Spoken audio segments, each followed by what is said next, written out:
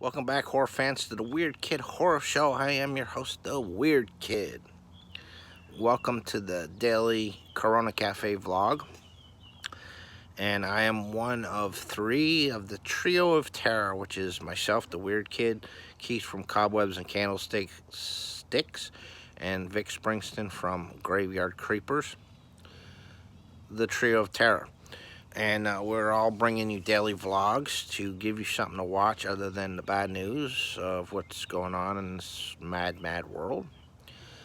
Plus, we're giving you our regularly scheduled programming, which is our tutorials and whatnot, creepy stuff, weird stuff, spooky stuff, just a variety of stuff. And I decided to do my vlog a bit earlier today because I just got done shooting part one of a possibly 3-part tutorial. I'm not sure if it's going to be 3 parts. It's definitely going to be 2, which is creepy dolls. I did a creepy doll today just to show you how easy it is to do creepy dolls, be it a demon doll or a zombie doll or whatever. And I'm going to tell you how inexpensive it is, how easy it is, and you can do it right at home.